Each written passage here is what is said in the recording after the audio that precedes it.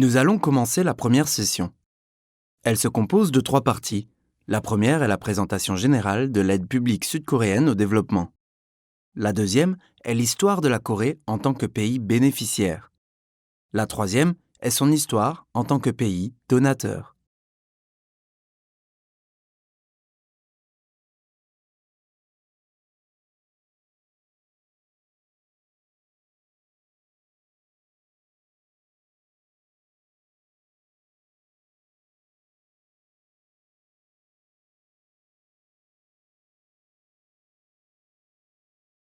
Avant de partager des expériences coréennes de l'APD, je veux parler de la proportion de son budget de l'APD par rapport aux dépenses totales du gouvernement.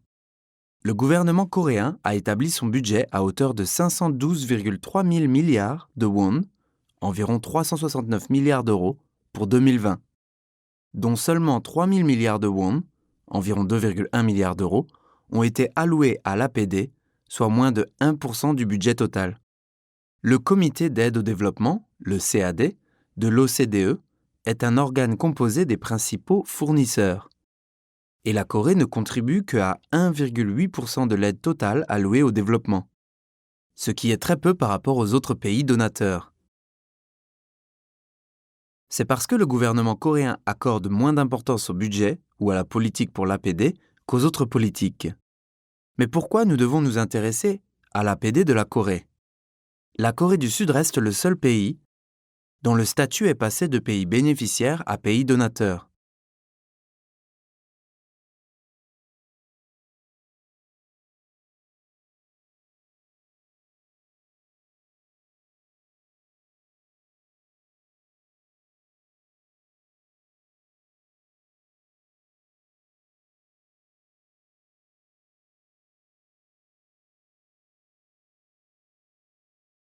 Selon le livre blanc de l'APD, publié par le gouvernement coréen en 2017, l'APD désigne l'ensemble des financements apportés par le gouvernement et des organismes publics dans le but de promouvoir le développement économique et d'améliorer les conditions de vie dans les pays en développement.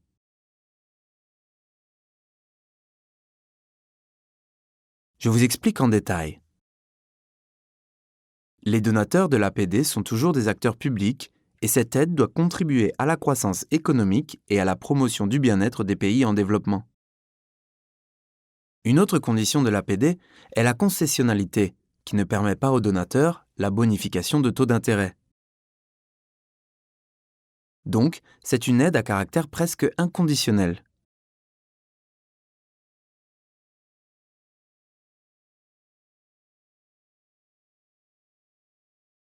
En résumé, les deux conditions de l'APD sont indispensables pour tous les pays. La première condition consiste à développer l'économie des pays bénéficiaires. Et la deuxième est la concessionnalité. Maintenant, je vous présente les différents types de financement international à destination des pays en développement. Comparons-les ensemble. Le premier type est l'APD. L'APD se décline en deux catégories, les dons et les prêts. Les dons sont de financer un pays bénéficiaire sans aucune condition, et les prêts concessionnels sont le financement à faible taux d'intérêt. Quant à l'APD multilatéral, le financement du développement se fait par l'intermédiaire d'organismes internationaux, à la différence de l'APD bilatérale. Deuxièmement, un autre apport du secteur public existe aussi. Il inclut les crédits publics directs à l'exportation par un organisme ou une institution publique pour favoriser les exportations. Le troisième type est le flux de capitaux privés qui inclut l'investissement direct étranger, l'investissement en bourse et les crédits à l'exportation. Le dernier type est le don fourni par les organisations non gouvernementales, ONG, et les organisations de la société civile, OSC.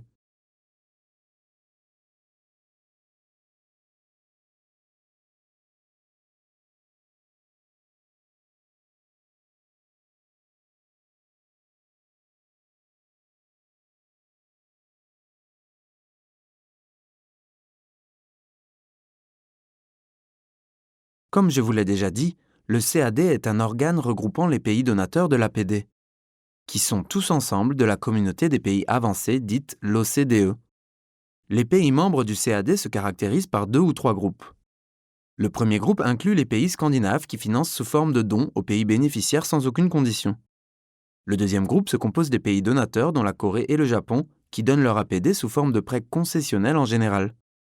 D'autres pays riches comme l'Allemagne ou la France font partie du troisième groupe et ils optent pour les deux, dons, prêts, pour l'APD. Comme je vous ai dit, l'APD coréenne se fait majoritairement par les prêts.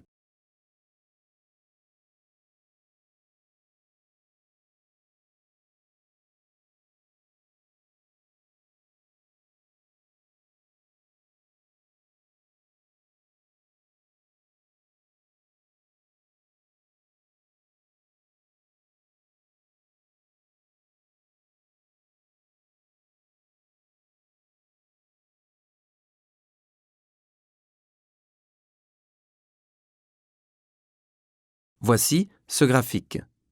Le montant de l'APD coréenne n'est pas si important.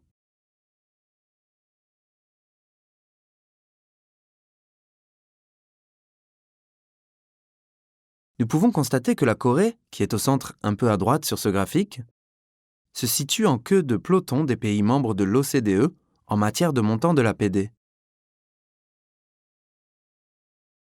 C'est une somme minime pour un pays donateur, et sa proportion sur le plan mondial est aussi petite. La Corée est un pays très pauvre qui bénéficiait de l'APD dans un passé pas si lointain. Comme vous savez, la guerre de Corée a éclaté en 1950.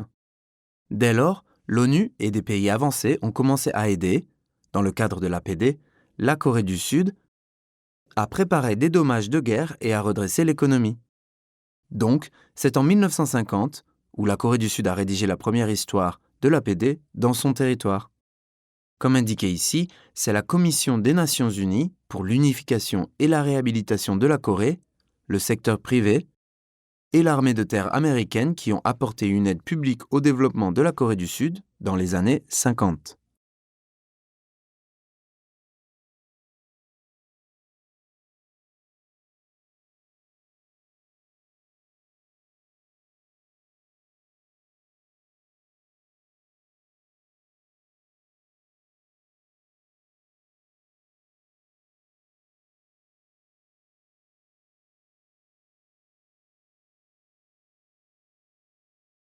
D'ailleurs, les organisations provisoires, comme l'UNCAC et l'UNCRA, ont été créées et ont joué un rôle très important pour redresser l'économie sud-coréenne. Notamment, l'UNCRA a versé 122 millions jusqu'en 1960, dans le cadre du plan quinquennal de développement économique.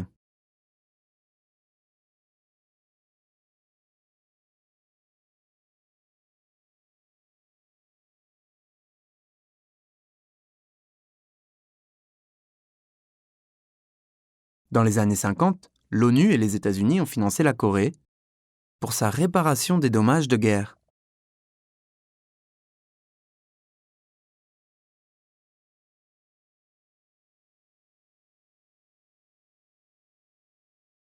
Avant la guerre de Corée, la Corée a bénéficié d'une aide fournie par l'Agence pour la coopération économique. En 1952, pendant la guerre, Combined Economic Board, la Commission pour la coopération économique coréano-américaine, a été créée pour faciliter la mise en œuvre de l'APD.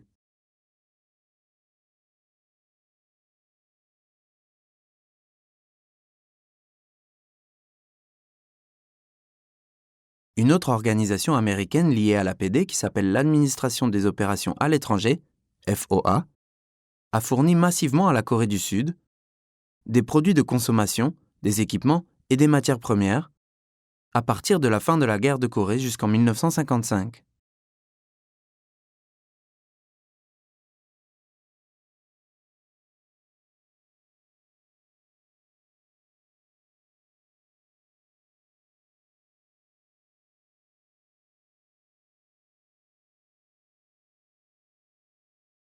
Ensuite, une nouvelle agence américaine de l'aide publique baptisée Alliance Cooperative International, ACI, a remplacé la FOA.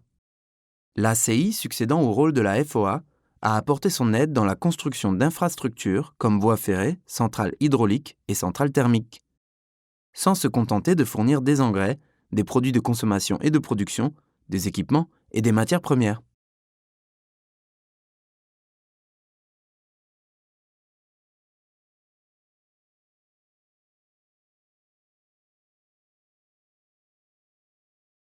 Les États-Unis ont porté secours aux citoyens coréens en s'appuyant sur la Public Law 480 et leur organisme militaire, comme l'AFAC, Armed Forces Assistance to Korea.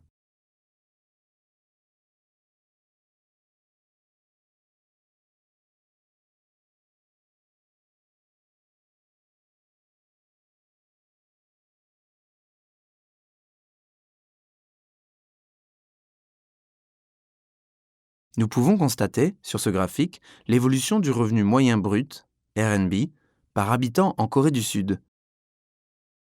En 1945, la Corée est libérée de la domination coloniale du Japon. Entre 1948, où le gouvernement de la République de Corée est établi, et 1950, où la guerre de Corée est terminée,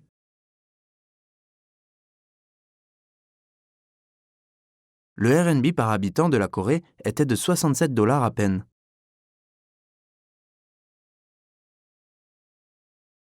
Ce RNB par habitant était comparable à celui du Mozambique ou des pays sud-africains de l'époque.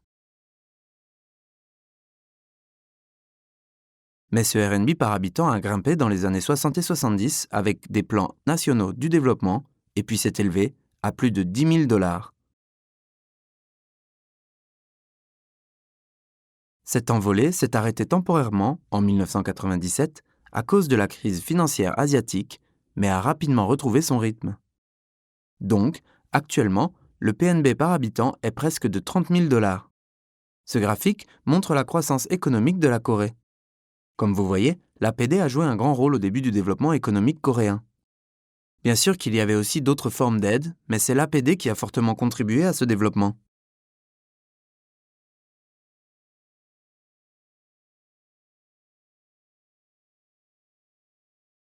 Ce développement économique a débuté dans les années 60. L'APD bilatérale a été fournie à la Corée dans les années 60, tandis que l'APD multilatérale a été fournie dans les années 50 par des organismes internationaux, y compris l'ONU. Pour votre information, l'APD multilatérale se fait par des organisations internationales qui regroupent plusieurs pays. Il faut aussi noter que l'APD bilatérale des années 60 avait pour but de développer l'économie coréenne, non pas de réparer les dommages de guerre. À cette période-là, beaucoup d'aides financières ont été fournies au niveau mondial. Mais on se demandait si cette aide contribuait vraiment à la croissance économique d'un pays en développement. Heureusement, cette aide a bien marché en Corée. Par conséquent, l'économie coréenne a pu se développer énormément. Dans les années 60 et 70, qu'on appelle la première phase du développement coréen, le plus grand donateur de l'APD bilatérale pour la Corée était les États-Unis, suivi par le Japon. Donc, grâce à l'aide apportée par ces deux pays avancés, la Corée a pu se développer au niveau économique.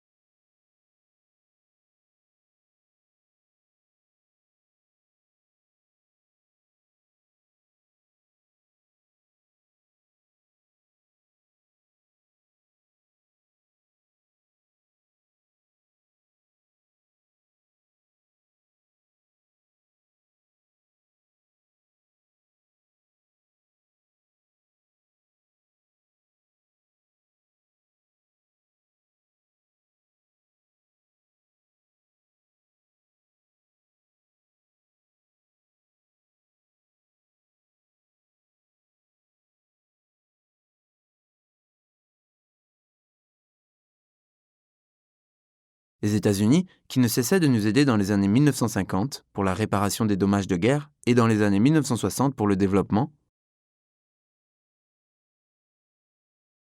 ont changé leur politique d'aide au développement après la prise de fonction du président Kennedy. Voyons ensemble comment leur politique a changé. Avant, les politiques en développement manquaient d'argent et de produits de première nécessité. Alors, les États-Unis s'étaient concentrés sur les dons financiers et des biens à disposition auprès des pays pauvres.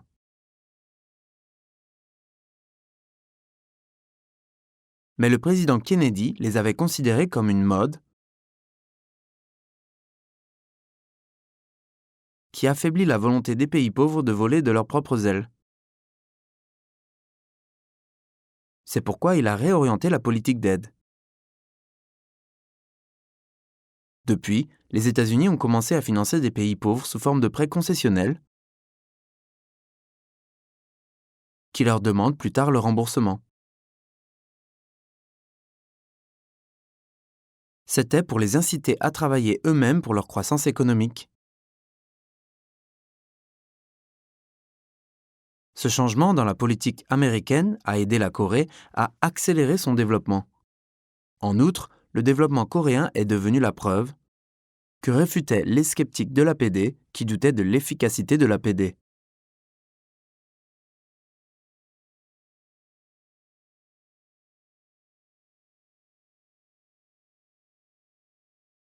Dans les années 60, les États-Unis étaient le plus grand pays donateur devant le Japon. À partir des années 70, le Japon a multiplié son aide auprès de la Corée. Son niveau était comparable à celui américain. Dans le développement économique coréen, l'APD était très importante. Tout d'abord, la Corée a établi le premier plan quinquennal de développement économique en 1961. Ensuite, elle a établi le deuxième et le troisième plan pour un développement économique très rapide. Le budget pour le premier plan est venu majoritairement de l'étranger, c'est-à-dire sous forme de l'APD. Si le premier plan quinquennal du développement économique n'avait pas réussi, la Corée n'aurait pas pu réaliser le développement économique. Ce qui est important dans le développement économique coréen, c'est que le budget du premier plan a été alimenté par l'APD.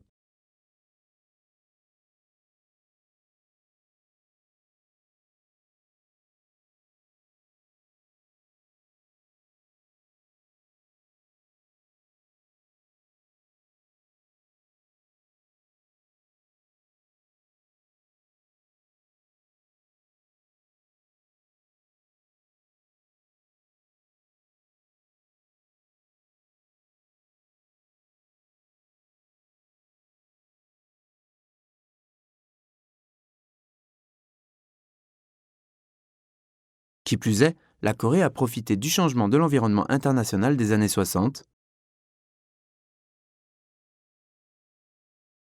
La fondation des organisations internationales qui apportent des aides financières sous forme de prêts. À cette époque, la Banque asiatique de développement, la SBD, a été créée.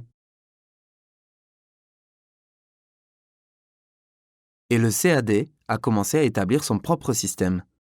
D'ailleurs, la plupart des prêts concessionnels étaient octroyés par l'aide bilatérale. Par contre, l'aide multilatérale ne prenait pas beaucoup de place.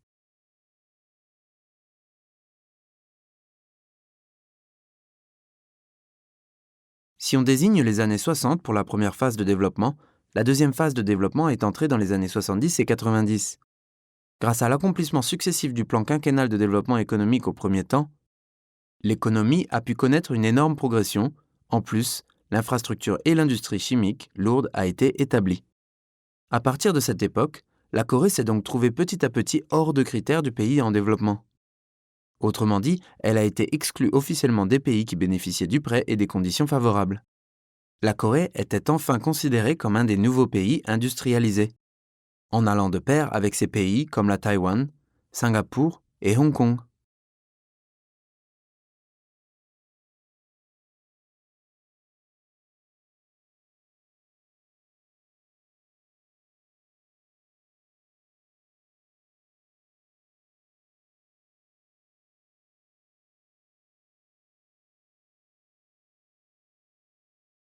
Après avoir une condition favorable pour le développement économique à travers la mise en place réussite du premier plan de développement entre les années 70 et 90, le gouvernement coréen a modifié des politiques vis-à-vis de l'APD. Au lieu d'accepter inconditionnellement l'APD en cas de besoin, nous avons essayé de l'accepter de façon prudente et sélective afin de garantir la viabilité de la structure de la dette publique.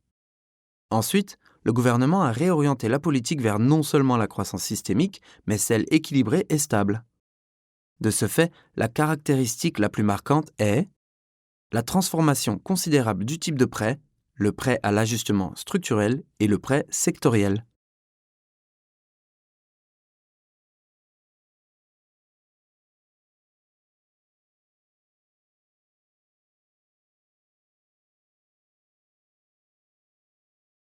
Comme je vous l'ai déjà dit, à partir de cette époque, la Corée est devenue un nouveau pays industrialisé. Donc, le volume de l'APD vers la Corée a diminué peu à peu, en particulier le Japon n'a apporté que le prêt, en arrêtant définitivement d'apporter le don. C'était le moment où les pays développés, dont les États-Unis et le Japon, ont diminué leur montant accordé à l'APD.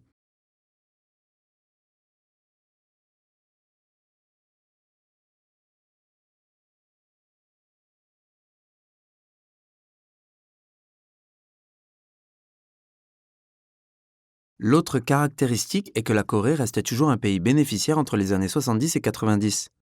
Mais elle était au rendez-vous de se convertir à un pays donateur. En 1986, la Corée a institué la loi relative au Fonds de coopération pour le développement économique. Conformément à cette loi, la Corée a créé l'EDCF, le Fonds de coopération pour le développement économique en 1987, dont vous avez peut-être entendu parler. Et puis en 1991, il y a eu la fondation de la KOICA, l'Agence coréenne de coopération internationale, qui a organisé votre participation à ce programme. La politique coréenne de l'APD se constitue d'un système dualiste. L'EDCF chargé du prêt et la KOICA chargée du don. En 1995, la Corée est sortie de la liste des pays emprunteurs rédigée par la Banque mondiale. En 2000, nous ne nous trouvions plus dans la liste des pays bénéficiaires du CAD.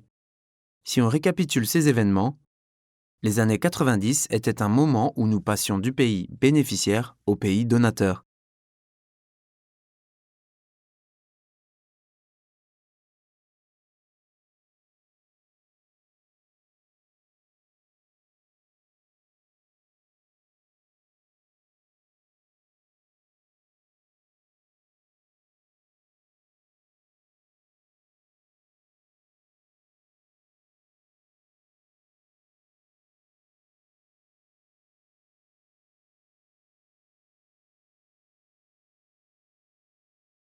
Nous allons voir maintenant l'histoire coréenne en tant que pays donateur. Avant la création de l'EDCF et la KOICA, il y avait l'USAID, qui était une agence américaine ressemblant à la KOICA. Confiée par l'USAID, la Corée a assuré pour la première fois un programme de formation pour les apprenants des pays bénéficiaires en 1963.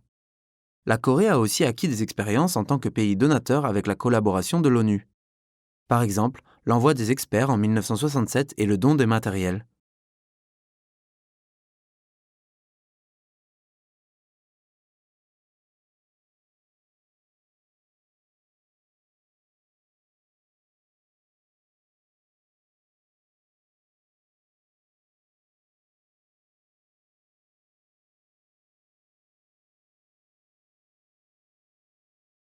À partir de 2000, la Corée fait ses débuts en tant que véritable pays donateur. En 2005, nous avons adhéré à la BID, la Banque interaméricaine de développement. Ensuite, ce qui est le plus marquant,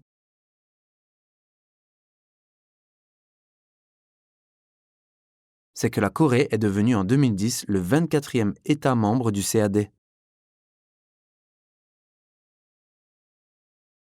qui est le corps coopératif entre les pays donateurs. La Corée s'est ainsi illustrée en accueillant divers événements majeurs, comme le forum à haut niveau sur l'efficacité de l'aide à Busan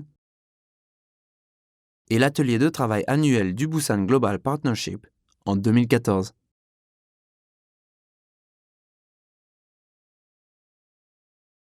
Au niveau national, le Comité de coopération au développement international a été créé en 2006 sous l'autorité du Premier ministre.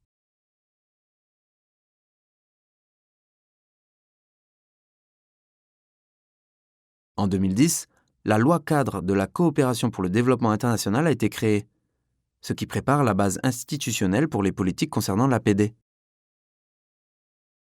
En respectant cette loi cadre, la Corée établit tous les 5 ans les plans cadres de coopération pour le développement international à partir de décembre 2010. Le troisième plan cadre de coopération pour le développement international est mis en vigueur cette année.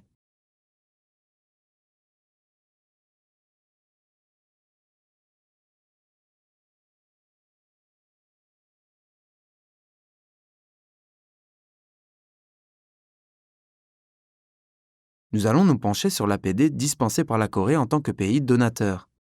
Voici le graphique de 2018. Nous pouvons tout d'abord constater la répartition sectorielle de l'APD engagée par la Corée. 42% de l'APD ont été affectés aux infrastructures et services économiques, devant les infrastructures et les services sociaux.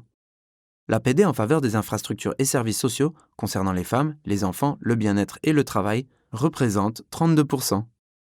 L'APD se concentre donc sur les infrastructures et services économiques et sociaux. Au total, 74% de l'APD finance les infrastructures et services économiques et sociaux. Le reste, 15% de l'APD, finance la production industrielle. 4% de l'APD est accordé à l'aide humanitaire, et puis 7% de l'APD est utilisé pour les autres secteurs. Comme je vous l'ai dit, la Corée est un pays donateur qui fournit plus de prêts que de dons, comme le Japon.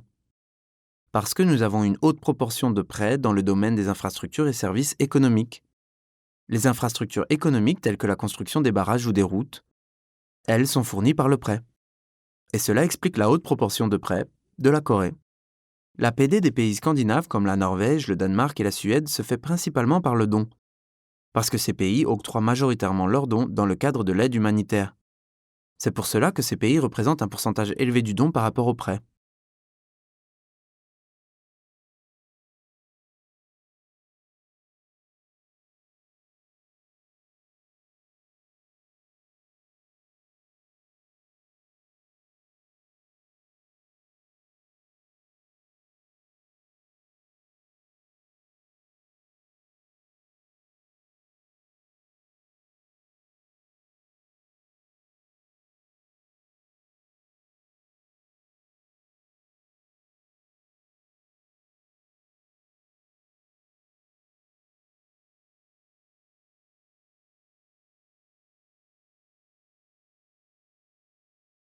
Si on regarde la répartition de l'APD par continent en 2018, comme la Corée est un pays asiatique, elle alloue 43% de l'APD aux pays asiatiques.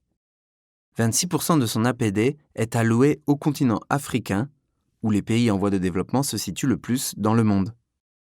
Le continent sud-américain est le troisième continent bénéficiaire.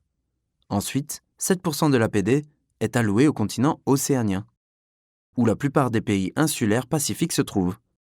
Voilà la répartition de l'APD coréenne par continent.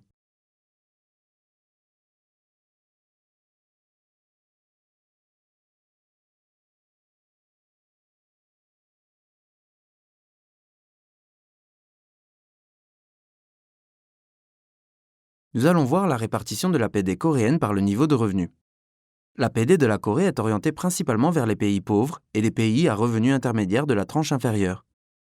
73% de l'APD est consacré à ces deux groupes de pays, c'est-à-dire la part absolue de l'APD est versée aux pays en développement les plus vulnérables. L'APD allouée aux pays à revenus intermédiaires de la tranche supérieure ne représente, comme vous voyez, que 9%. Par conséquent, les pays les plus pauvres et les pays à revenus intermédiaires de la tranche inférieure représentent la majorité absolue de ceux qui reçoivent l'aide financière de la Corée. Voilà, nous avons parcouru l'histoire de l'APD coréenne. Comme je vous l'ai déjà dit, le volume de l'APD de la Corée est beaucoup moins que celui des États-Unis, du Japon et des pays européens. Les pays en développement, dont votre pays, veulent savoir comment la Corée a pu être le seul pays qui a passé de pays bénéficiaires en pays donateurs en temps très court, en se plaçant au rang des pays avancés qui fournissent l'APD, non pas le moyen pour recevoir les aides. Il est difficile de vous dire la clé de succès en un mot, mais les expériences coréennes dans les divers domaines peuvent être un bon exemple pour les pays en développement. J'espère que les programmes entiers dont ce cours aujourd'hui seront une occasion pour partager les expériences que la Corée a acquises. Et veuillez vous considérer comme un des acteurs de l'APD, qui connaissent une croissance économique en temps très court comme la Corée. J'espère que vous apprenez à souhait les expériences et les connaissances en Corée avant de rentrer chez vous. Merci de votre attention.